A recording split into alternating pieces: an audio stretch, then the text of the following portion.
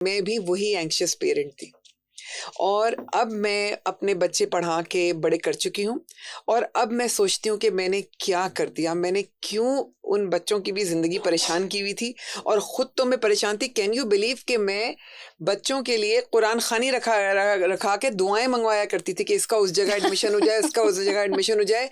रो रो के हशर हो जाता था अगर मेरे बच्चे का नंबर नहीं आते थे।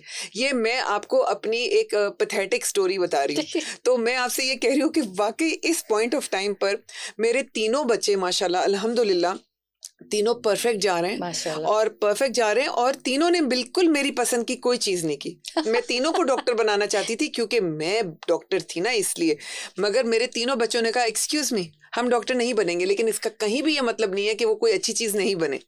तो अल्हम्दुलिल्लाह तीनों ने अपनी पसंद से अपने सब्जेक्ट्स चुने। छोटी वाली ने तो अभी चुने नहीं है, लेकिन वो भी अपनी पसंद से चुनेगी और मैं बिल्कुल उसके ऊपर कोई प्रेशर नहीं डालूंगी।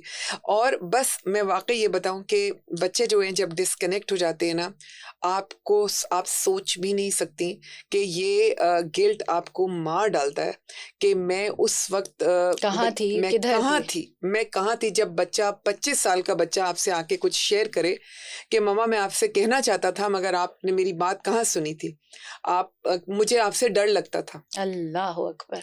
मैं अगर मैं कोई चीज़ अचीव नहीं करता था तो मैं आपको बताता नहीं था क्योंकि मुझे आपसे डर लगता था। आज मैं एक गिल्टी पेरेंट आपको बता रही हूँ कि ऐसा कभी भी ना होने दीजिएगा।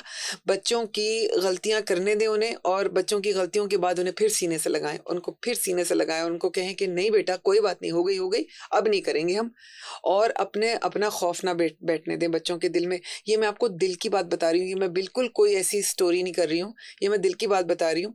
माशाल्लाह मेरे बच्चों को कोई खास नुकसान नहीं हुआ, लेकिन मैं सोचती हूँ कि काश वो जब ये कह रहा है तो यकीनन उस वक्त उसने उन चंद सालों में मुझे कितना मिस किया होगा। मैं उसके सामने थी लेकिन मुझे मिस फिर भी वो करता था, वो रीच आउट नहीं कर सक रहा। बस उसको डर लगता था, अम्मी अब्बू से डर लगता था, उसको लगता था डैडी डांटेंगे, उसको लगता था मम्मा डांटेंगी।